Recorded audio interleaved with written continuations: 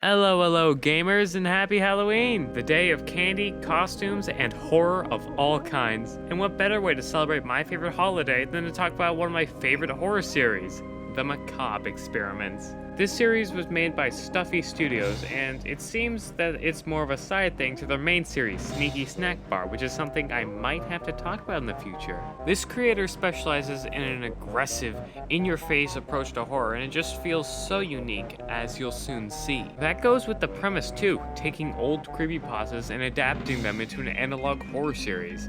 And as someone who adores both analog horror and creepypastas, oh, hell yes! So let's go over each and every inch of these episodes to see what each gets right and wrong. I'm gonna drop a little spoiler warning here. Like I said, I'm leaving no stone unturned, whether that be the scares or secrets you can discover for yourself. If you don't want to be spoiled, click off and go watch it. I'll give you 5 seconds to do so.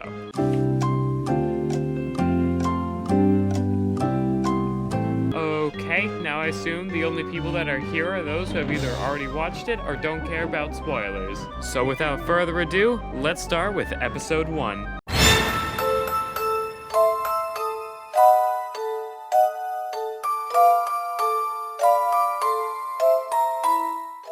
Now, I'm gonna be honest, I was not acquainted with the original story. In fact, the first time I read it was for this very video. The story itself was submitted to creepypasta.com and was called smile.jpg, I think. It was released in April 10th of 2013 by someone called Creepypasta Indexer. And it's actually pretty good, being about a college student trying to find out more about the effects of Smile Dog until he gets sent the image, as the story ends with him attaching the image to the article you're reading, and how if you see it, it would appear in your dreams, demanding you spread the word or just share the picture. So this guy basically fucks over everyone who reads the story. Dick move. Now, the video adaptation is honestly one of the weaker ones in the series. It is good, it's just not as memorable as the others. It starts with an interview with a man named Wyatt, as he recounts the time when he invited his friends to go on a camping trip, since apparently none of them were getting along at the time. But weird things start happening to Wyatt related to dogs, like seeing a leash with dried blood or hearing barking at night. And when he gets home, he got a message from an anonymous user with a link to a photo of the Smile Dog, and how he heard a voice telling him to spread it. It's basic creepypasta stuff, but it has some charm to it. Now, after he recounts sharing the image to his friends and says how he's responsible for their murder, it cuts to what I believe is a Looney Tunes short, while I couldn't find the exact one the footage was from. After a few cartoon spoofs, we get this asshole who tries to jump scare while talking gibberish. Now, this dickhead is kind of the main entity, as we'll see him throughout the series. I also reversed the audio and got this. Need a smile.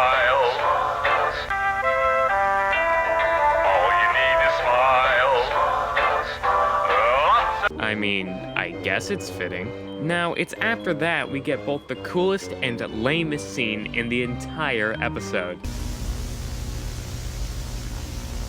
I was having the most wonderful dream. I finally felt free. I got to be away from the people I hate. In my dream there is no day, everything is peaceful. Everything is warm. I can't help but smile. Smile. Smile. Smile. Smile.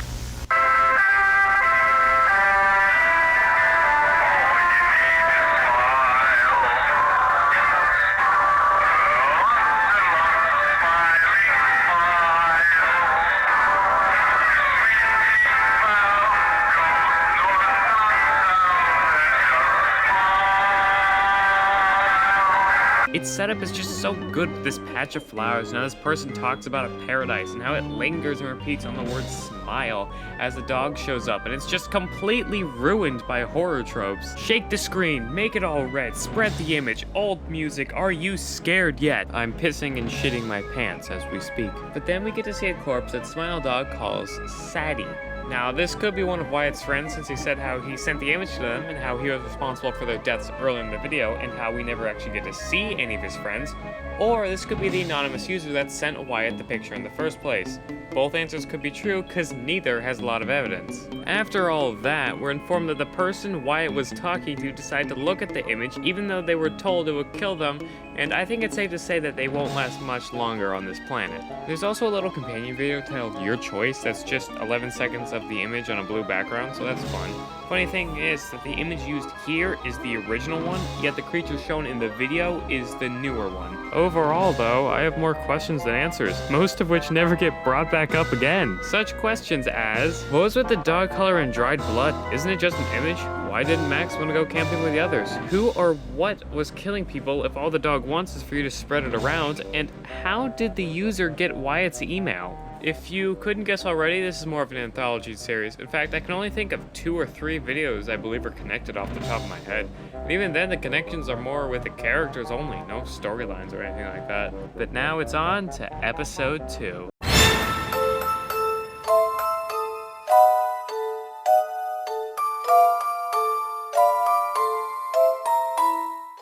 Now, Suicide Mouse is a classic, but the original story is weird to say the least. With basically all the creepypasta reps, I had not read the stories they came from, but suicidemouse.avi is entirely in a single email except for a few sentences. It came out on August 8th of 2010, and the author is anonymous, which is always the best sign. It's one of those lost episode stories that are basically the cartoon industry's equivalent to the EXE formula. There's a lost episode of a beloved cartoon series that involves creepy shit, and more often than not, the people who view it kill themselves, or the characters kill themselves, or are killed, or if you view it, you die. Just a lot of death.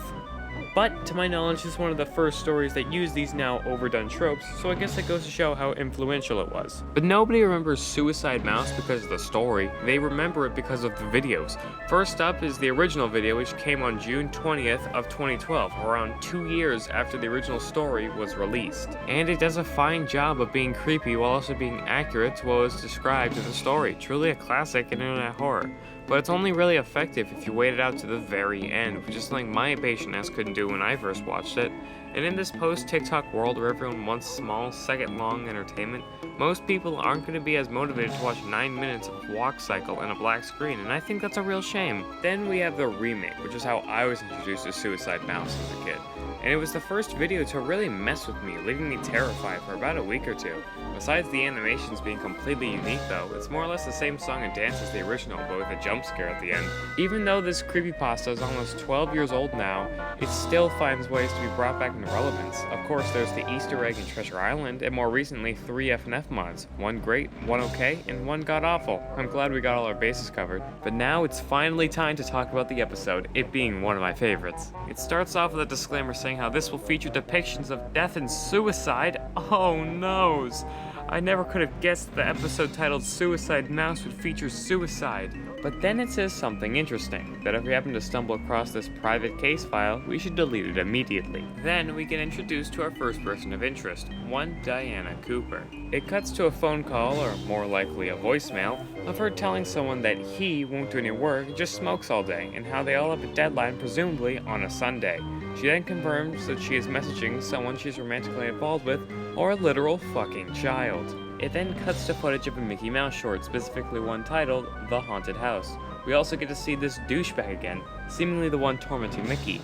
After chasing Mick into a room, they try again to jump scare the audience, but this time, it's more effective. We get a quick cut to someone named Curtis, possibly the jackass who won't do any work, urging Diana to leave, before it goes back to short and cuts to black right as Mickey is seemingly about to be attacked. Now this next scene I'll play in full. There are flashing lights, so epilepsy warning. Skip to this time to avoid it.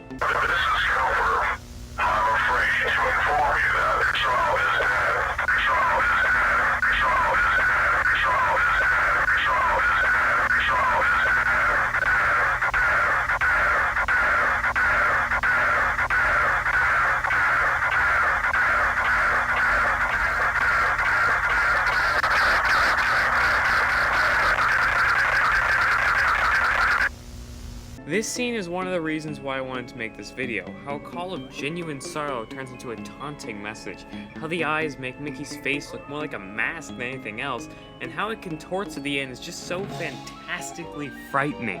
It then cuts to a recreation of the original Suicide Mouse video, in what looks to be Disneyland until Mickey finds a gun, puts it to his head, and pulls the trigger. We then get to hear a recorded call from this lovely chap named Rowan Withers, apparently the son of that Curtis guy from before. You can make out next to nothing in the call thanks to the static, but one thing I could make out is the line, "I think he shot himself."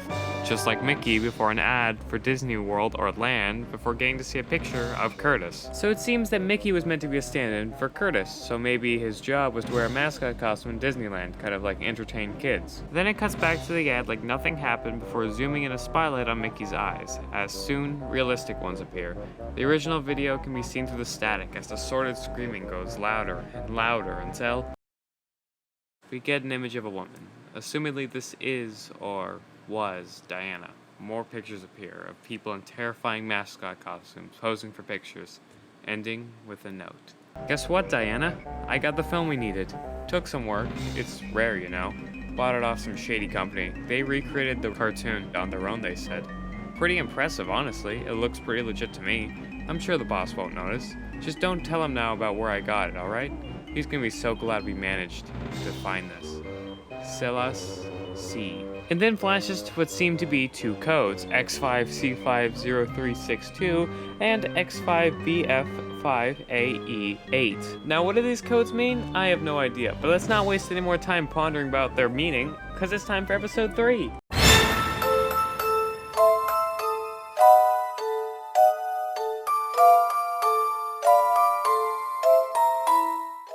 This one is the shortest of the bunch and doesn't focus on one specific creepypasta, instead focusing purely on lore, so there might not be too much to say. Here we learn that Macabre Labs were running human experiments to an unknown benefit involving microbes that would spread throughout the air and be able to pass through both living and non-living things alike, making an act such as viewing TV possibly lethal. Most of the experiments failed, causing death for most, disfigurement and or dismemberment for some, and almost all losing their memories. Oh. That's fun. Anyway, they got found out and the founder, Ethan Macabre, disappeared. Everything and one that was affected were apprehended and called Macabres. Very creative. Then the cameraman gets jumped by Baggy McDouchepants. They try to escape, but is killed by one Jeffrey Woods, or Jeff the Killer. So every monster in the series is macabre, and the next episode will be about Jeff, right? Right?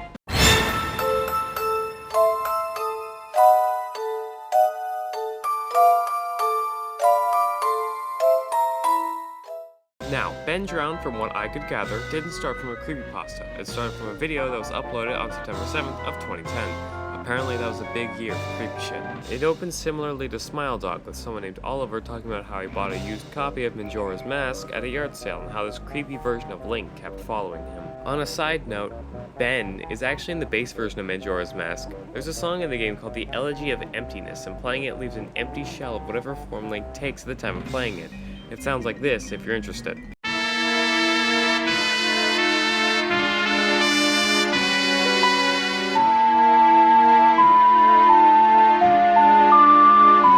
Anywho, when he beat the first boss, the same message would just repeat and Link would burst into flames. He wanted to stop, but he couldn't at the same time. It then starts playing clips of the series for a bit, until we come face to face with Ben himself asking us to help him. After another clip or two, Ben calls out to Father, asking why would he do it. We then get to see Freaky Fuckface again, who slowly gets closer to the camera as Skull Kid laughs. Spooky. Ben then shows up again and laments being an empty shell and shit, and it's cool, so here you go.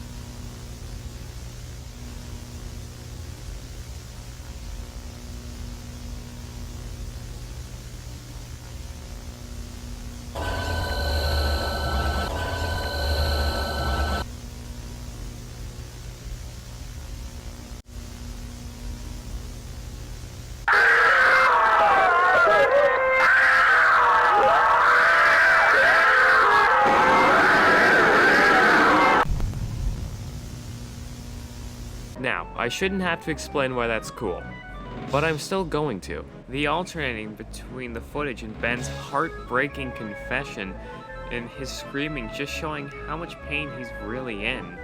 The video ends on 3 words. Rest well, Ben. Oh, also there's a companion video that's just 19 seconds of reversed audio, so I re-reversed it, and I think it's understandable enough. I took him to the lab one day, wanted him to check out some of the serum that I made. What? Of course I didn't tell him. I just said they were for animal testing. He still didn't like the idea of it though. I miss him. I didn't mean to. He attacked me. He was acting up, trying to kill me. I don't understand why. Why would you do that to me? But now it's on to the next one.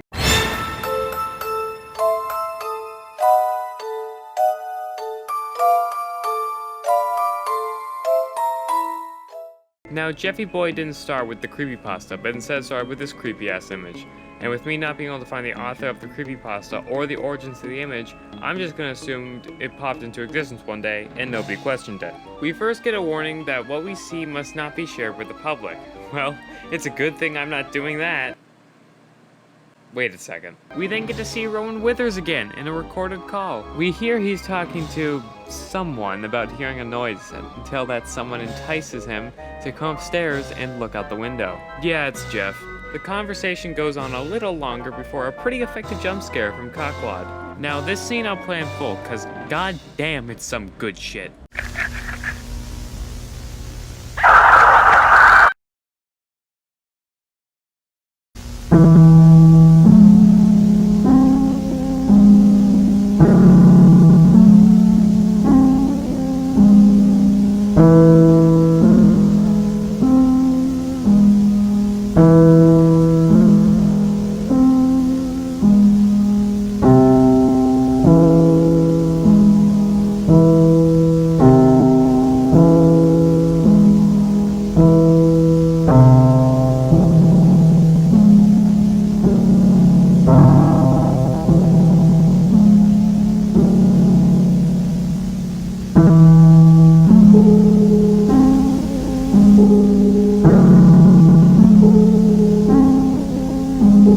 Yeah, Jeff the Killer, someone who is hyped up in a sense, is fucking dead.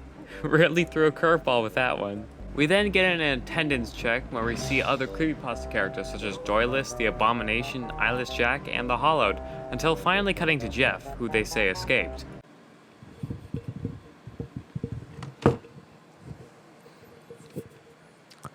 No shit, Sherlock. Cut to the photo, then cut back to the footage before cutting a third time to a video seemingly similar to the one in Microbes. It advertises one hell of a wonder suit that can protect you from not only the microbes, but also poison, claws, and hypnotization. It then starts repeating the phrase, never let them out, as Mr. Fuckface slowly shows up. Then we are told that Ronan was arrested for murder of a macabre. Like, if they didn't believe that it wasn't him anymore, just look at his face. And that he was also holding a knife. So, but there's no time to worry about that. We got the last episode to go over.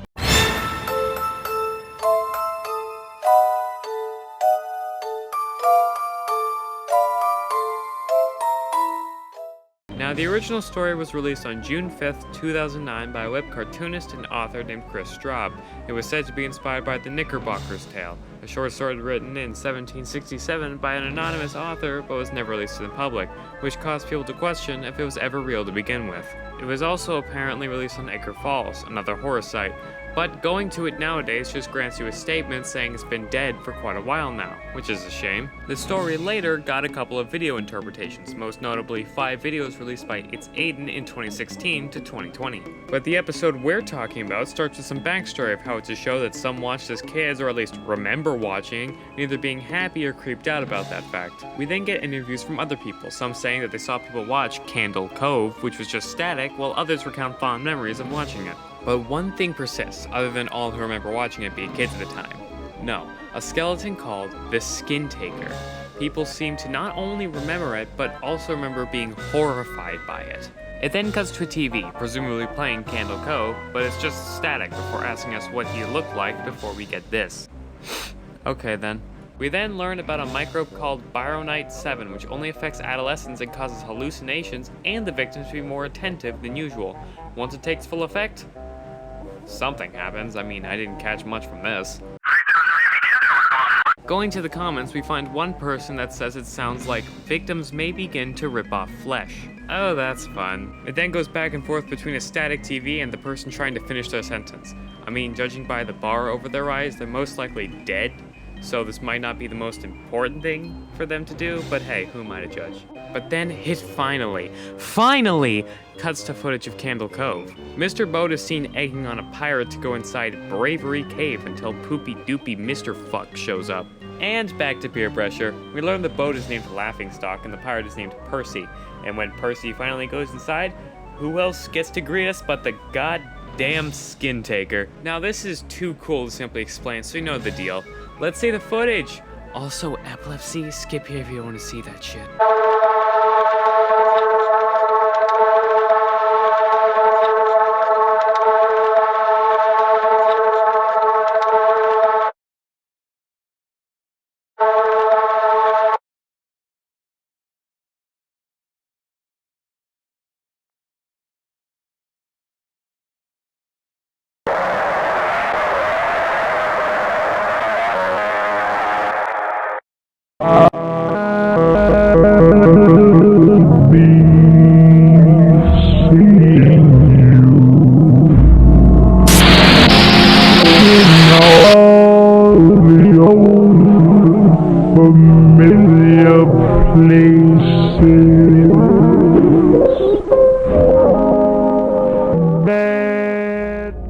What can I say about the final official scare of the series? The Skin Taker is seemingly about to kill Percy before he declares how he isn't real. The Skin Taker refutes by saying that neither is Percy anymore before cutting to a shitload of images. I went frame by frame to get them all, so you're welcome. And without further ado, let's have a little look-see. First, we get the word murderer over what looks to be Jeff, then this, then a bunch of jarbled text, then my something over whatever this thing is, then this, and this, then the repeated phrase, "you should not have done that," a Ben Drown staple over Jeffrey, then a missing report of seemingly Ben, before murderer again with Rowan, and finally this prick. The rest is just the images again, but turned upside down. It then cuts to this guy, who seems sad as he says, "I miss you," before the screen cuts to black. You can really see how skilled stuff he got at making these. God damn. And that's it. That's the series. There is another video after this, but it's just a teaser for a Sonic EXE episode. And that's it. I checked the community tab for maybe some kind of update, but all I found was a lot of really good art. So it seems, for now at least, that this is the end of the road for the Macabre experiment. Did I fool ya? What I failed to mention was that in the community tab and in a playlist of the series, I found a fan episode. And I've never seen it before, so I'm going in blind. And you're coming in with me, damn it!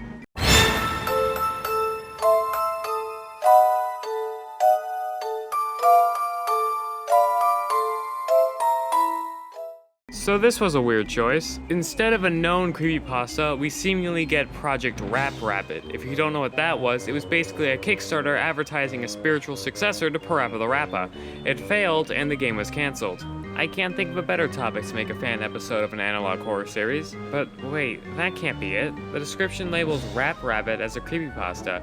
It has to go deeper, and surely enough, it does. I found a creepypasta of a similar name that was released on January 25th of 2012 by a Canadian cowboy. Apparently I misread the name Rap Rat as Rap Rabbit. Alrighty then. I'm still gonna keep everything in though. The story is fine, just weird. And interestingly enough, apparently Rap Rat was a real game, at least according to TV Tropes and IMDb. But it mimics the story, so were these pages made for the story to make it more believable, or did someone write a creepypasta about a real board game? Now, the episode was made by MikeGamer023, and they look to be an SFM animator and Let's Player. So let's just jump into it. It opens with some backstory. Company went defunct, murder took place in the last 2 years of its life, and folklore started around Rap Rat. It then shows a commercial of Rap Rat, and starts repeating before pausing and zooming in real hard on, "Oh hey, fucky tucky dick face." A circle appears around him in an unintentionally comedic manner before cutting to black. The most effective way to scare an audience. We then get to hear from Jared Rowe, because his opinion matters due to being the director. Director of what, you may ask?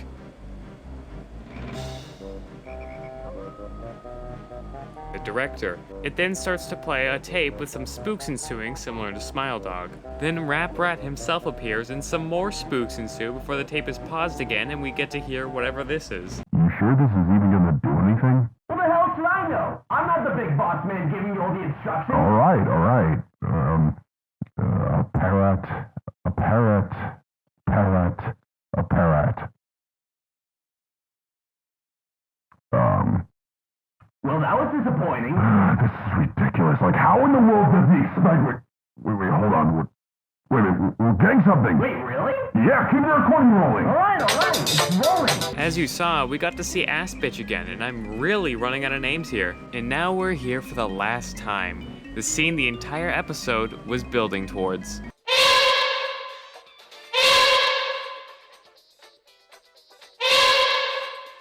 If you're making the sound of a hound or just monkeying around, well done. But you can stop how?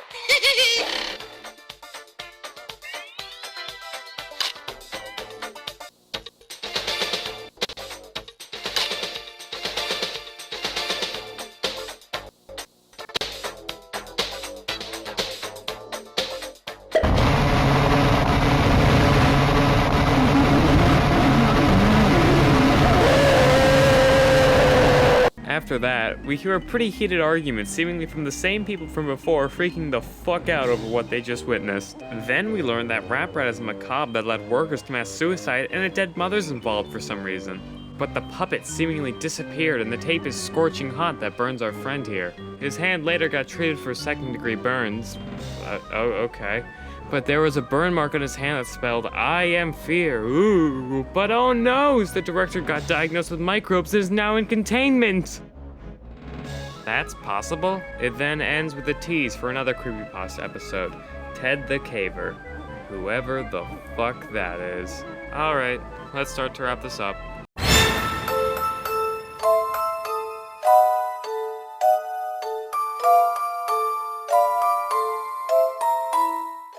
Now, which one's the best? I could just tell you which one's my favorite and which one's my least favorite, but that shit's boring, so we're gonna do another ranking. First up is Smile Dog. While all these episodes are good, this is easily the weakest. It just doesn't feel like anything happens, and the scare which the entire episode was seemingly building up to just kind of falls flat in my opinion. Next is Rap Rat. It takes a lot of cues from Smile Dog, which I already said is the weakest, but changes one thing about it. So much seemingly happens so quickly that it starts to feel like you accidentally ate your parents' misplaced edibles. It's not scary in the slightest, but it certainly isn't boring either. Then it's Microbes, and it honestly feels unfair to compare these to the others, but that didn't stop me.